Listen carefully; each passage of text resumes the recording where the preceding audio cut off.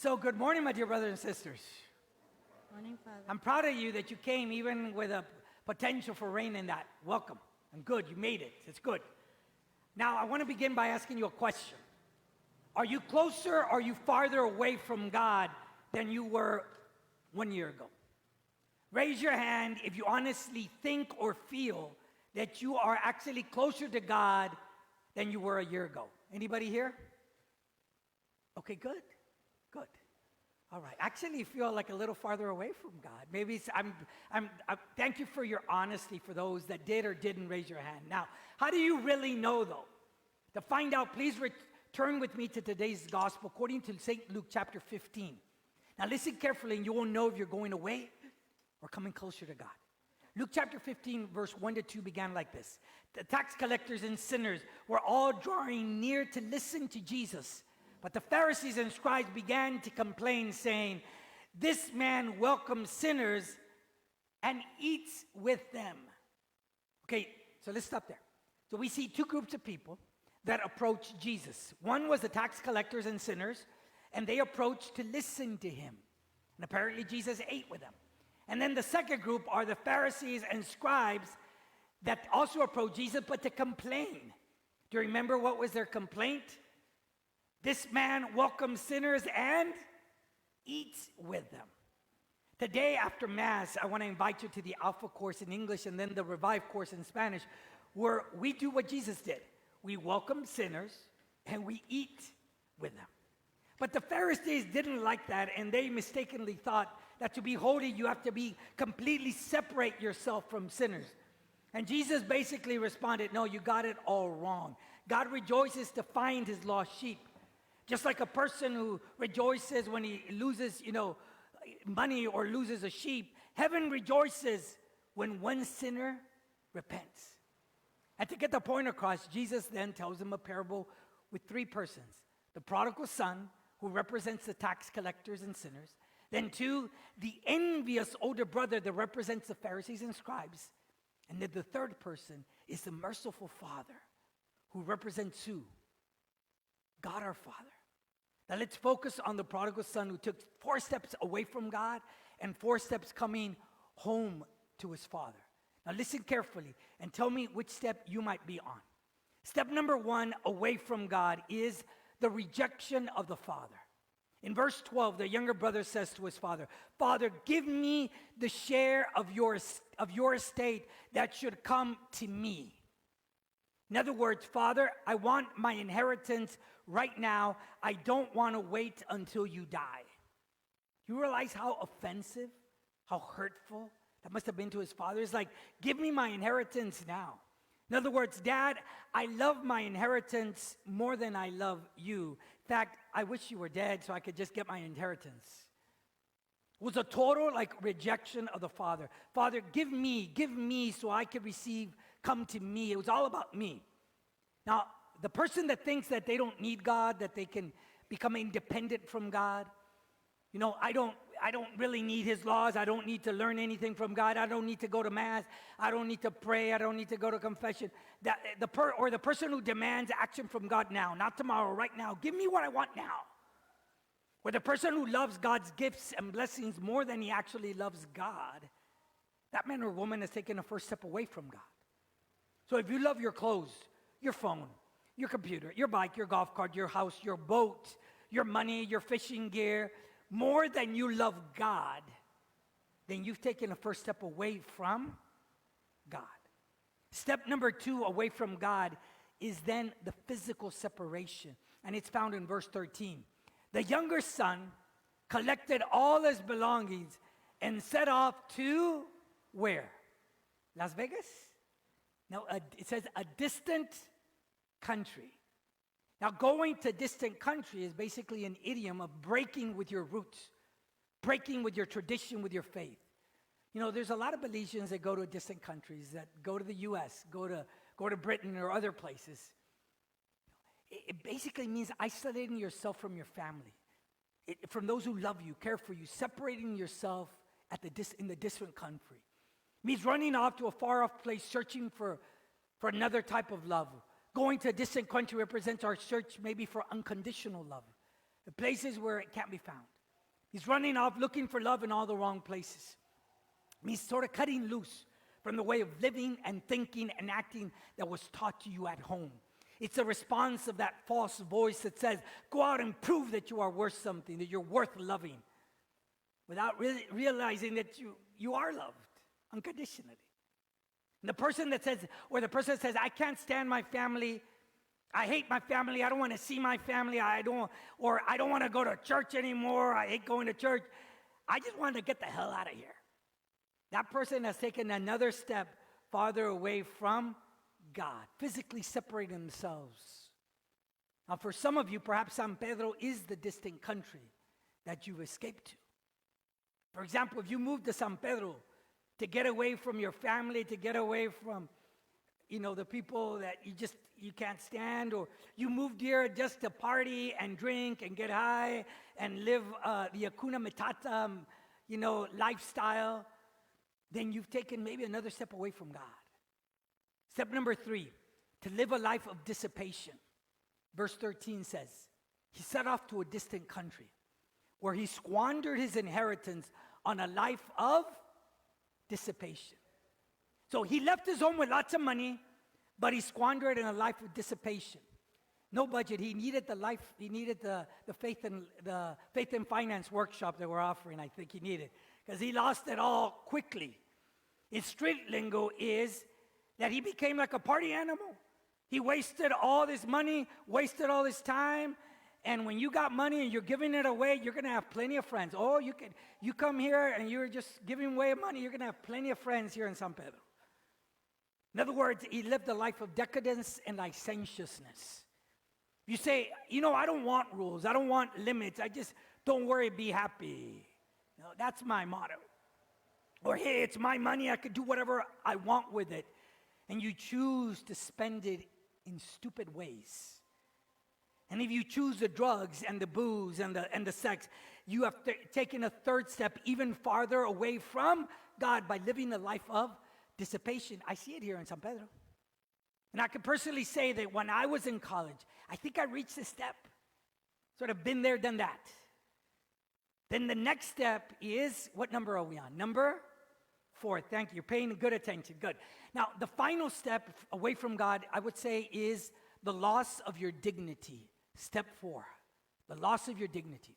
Verse 14 to 15 says, when he had freely spent everything, a severe famine struck that country, and he found himself in dire need. So he hired himself out to one of the local citizens, who sent him to his farm to tend the swine. He longed to fill his pods on which the swine fed, but nobody gave him any.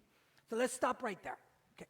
So the younger son found himself in dire need. He literally spent everything. And what did he do? He finally looked for some work, and the guy said, well, okay, yeah, I'll give you work. Go work on our farm, taking care of the pigs. Maybe for us, taking care of pigs is no big deal, the swine. But for a Jewish person, to tend the swine is the worst possible work. Something that only the slaves did. They didn't even permit in Israel to have pigs there. Why? Because they don't even eat the pigs. They consider them impure. So clearly he was like in a pagan land. And the swine, is like something that they don't even come near. In other words, the son was willing to work at anything, even if that meant the loss of his own dignity, even if that meant violating his own religious principles. So if you're willing to do anything to make it to the top, you're willing to step on anybody to do that. If you're willing to work at anything, even if that means the violation of the principles of your own faith, even if that work means the loss of your own dignity, like selling drugs or selling your own body, then you've taken another big step farther away from God. But worse, this man longed to eat the food of the pigs. But they wouldn't give him any. It's like he was living worse than an animal. They were saying, no, man, the pigs are more valuable to me than you. Don't touch the food of the pigs, because I could sell them, I can't sell you. He reached the lowest possible place. He was living like an animal, treated less than an animal, in fact. For example, an alcoholic that has lost his job, his wife, his money, his family, lost everything, and yet he continues to get drunk, has reached the lowest possible place. The alcoholic that is living like a dog in the streets of San Pedro has reached the lowest possible place, and we all could see him around. See, some people need to reach the bottom before they begin to react. Sometimes God permits us to fall flat on our backs. At least that way we're looking up to heaven. Looking up to heaven. Thank God the story does not end there. Now comes the moment to return to the Father. Now the prodigal son took 4 steps away, but he also took at least 4 steps to return to his father that reversed each of the other steps. So step number 1 is what I call self-reflection. Verse 17. Coming to his senses, he thought, how many of my father's hired workers have more than enough food to eat, but here I am dying from hunger. My brothers and sisters, at last he came to his senses. At last he began to think. At last he began to self-reflect and value his relationship with his father. If you've ever asked yourself, what am I doing here? What am I doing with my life? What's the purpose of my life? At the upcoming Alpha and also the Revive course, you will have time to ask yourself and reflect on with others on some of the most important questions in life that maybe you just haven't taken the time to do. Personally, I began to really self-reflect in my life when my brother died in an accident when I was precisely in college, when I sort of reached that low point. It was like a wake-up call for me. And I started asking myself, why am I alive? Where's my brother? Why am I studying calculus until 3 in the morning, What's my purpose of all this? Step number 2, the decision to return to his father. Verse 18 then says, I shall get up and go to my father. Okay, so please repeat after me. I shall get up. I shall get up And go to my father. and go to my father. Now remember, he was surrounded by pigs, surrounded by misery, surrounded by sin. Yet it all changed when he made the huge decision. I shall get up and go to my father. And it was his decision. God gives us free will. Until we make the decision, I'm going to get up and change my life. Not going to happen. You have to make the decision. Of course, empowered by God's grace, but ultimately, you got to make it. He remembered his sonship. He remembered his former dignity. Yeah, he had lost his money, his friends, his reputation. He had lost his self-respect. But he still remained the Father's child because he said to himself, I shall get up from all this junk and go back to my Father. And it all began with that personal decision to return home. So if you've taken the personal decision, I shall get up and go back to church. I shall get up and go to confession. I shall start praying. I shall go to Mass. I shall stop drinking. I shall go to Alcoholics Anonymous. So I'm going to return home. I'm going to seek help. I'm going to go back to where my dignity and the people was respected and I was loved for who I was. Then you've taken the huge second step back to God, the decision. But now comes step number 3, the embrace and the kiss. Verse 20. So he got up and went back to his father. While he was still far off, his father caught sight of him and filled with compassion. He ran to his son, embraced him, and kissed him. What a beautiful moment. And it says that the father was filled with compassion. If you really want to know the heart of God, the heart of Jesus, you have to understand compassion. So what is compassion? Repeat after me. Compassion is responding to a deep need with a willingness to do whatever it takes. That's why the compassion is actually proof of love. His compassion let his son go. You're free. But his compassion ran when his son decided to come home.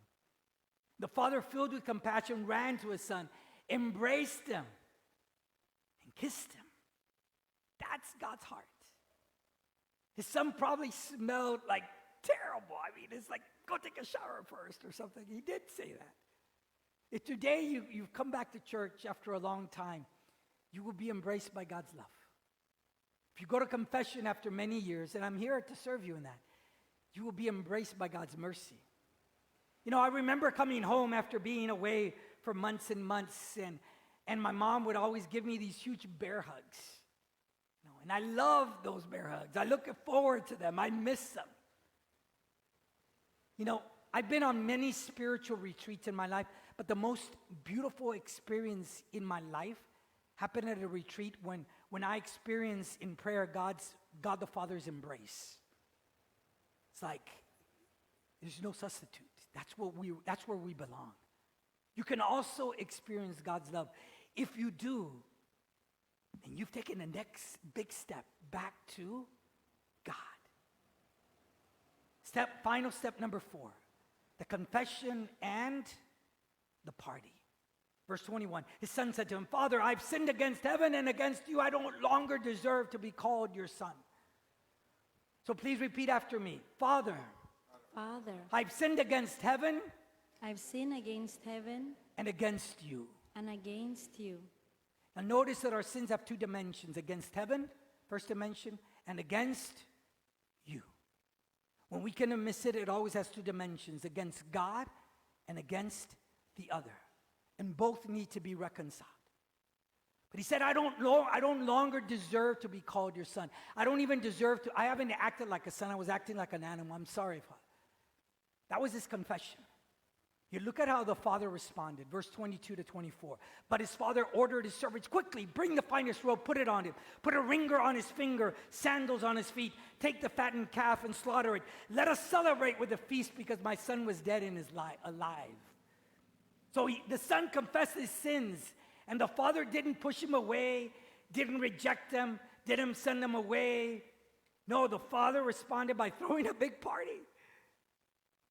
This is what happens in heaven when one person returns to God. That was the lesson Jesus was trying to say. Like, if you come back to God, there's going to be a huge, huge party in heaven.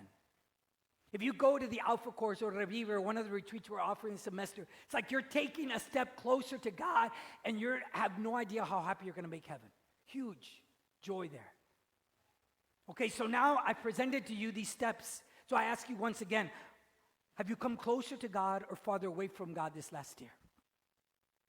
If you've gone farther away, don't worry. Begin to take the next logical step closer to God. Come to confession. You know, go to one of these courses. Now, if you are already close to God, then be very careful not to respond like the older brother who experienced great envy and anger at the father, and he didn't want to enter the celebration.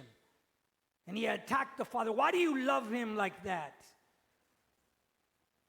Like I said earlier, I started coming closer to God when my brother Fernando died in a tragic accident. See, the day my brother died was also the first day that I truly prayed from my heart. The first day that I prayed the rosary in my life, and also the first day that I went to Mass because I wanted to go. The day my older brother died was the first day that I got up and started walking back to God. And I thank God for my older brother because his life woke me up that I came close to God. A few weeks ago, we found a man in the evening lying here in the church under a pew, passed out from drinking alcohol. He had urinated all over himself, all over the floor. It smelled like terrible. I was upset when I first came, and we decided to wash him with a bucket over there. Brother Ryan gave some of his clothes. We dressed him anew. Next day, we didn't waste any time. We took him to a rehab center near Corozal. And he's there still, journeying step by step on his way back to God. That day, heaven rejoiced.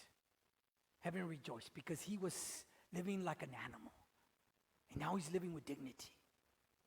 May you take a step closer to your Father's home today. May you experience the Father's embrace and kiss. And may realize that unconditional love has been waiting for you for all this time in God our Father's home. Glory be to the Father, and to the Son, and to the Holy Spirit, as it was in the beginning, is now, and ever shall